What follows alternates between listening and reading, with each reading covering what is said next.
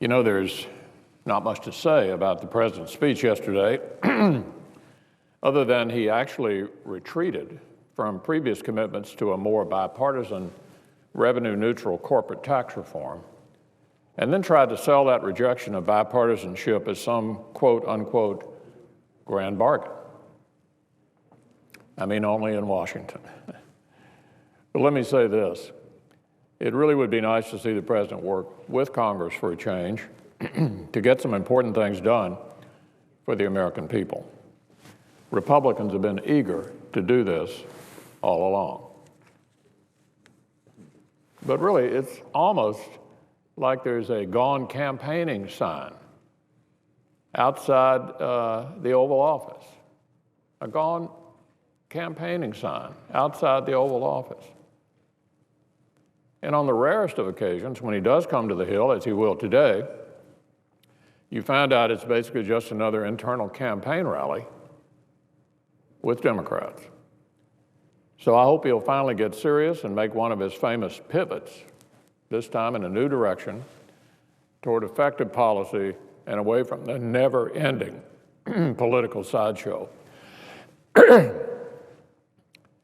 it's hard to see, especially when you consider that the president's party is now attempting to blow up one of the most genuinely bipartisan accomplishments of the Obama era. The Budget Control Act that was agreed upon 2 summers ago represents a commitment from Washington to America, a commitment from Washington to America, a bipartisan promise to enact $2.1 trillion in spending control.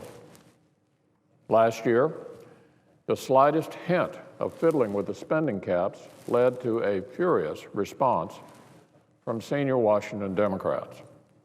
It even led to a veto threat from the White House.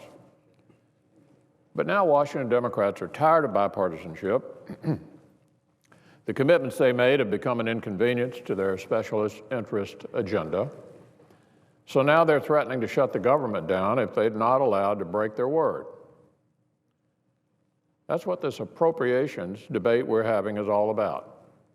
It's about an attempt to blow up an important bipartisan achievement by busting the spending caps both parties already agreed to. Well, Republicans don't believe we should be breaking our commitments to the American people.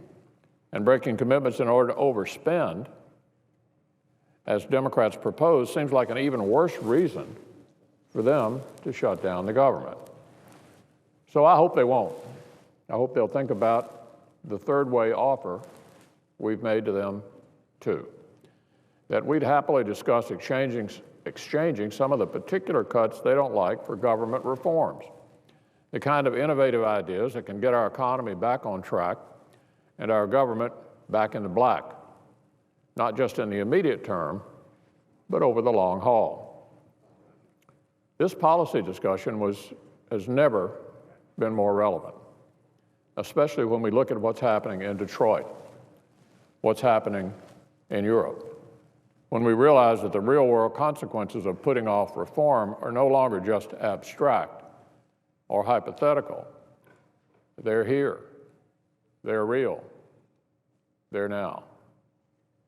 The experts tell us that the United States is already on a completely unsustainable fiscal trajectory, and that we need to make some big changes today if we want to avoid a similar fate. They also tell us that unlike Detroit or Greece, America still has some time to chart her own future, but not long.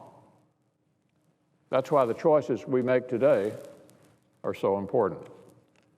We can follow the Democratic path to austerity, the path of breaking spending caps wide open and borrowing more money we don't have, of callously rejecting reform and blissfully denying the future. That path inevitably leads to European-style austerity, to the decimation of the middle class, to desperation for the least among us.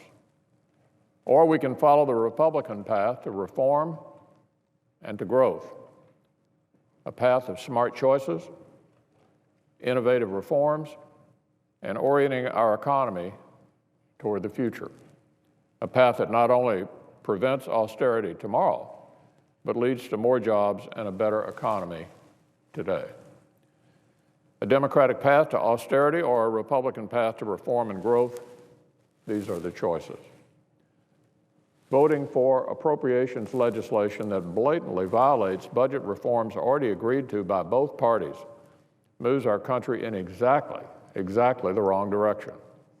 It puts us on the Democratic path to austerity. That's one of the many reasons I'll be voting against this spending bill, and I would urge my colleagues to do the same, because it's time to get serious about the challenges we face. It's time to work together to reposition America for growth and prosperity and sustainability in the 21st century. And if the President is willing to get off the campaign trail and show some leadership with his party to convince them of the need for positive reforms and of the need to actually stick to them, I'm confident we can create a better economy today and leave a better future for our children tomorrow. But it's up to him, and his visit today offers a great chance to convey this message to his fellow Democrats.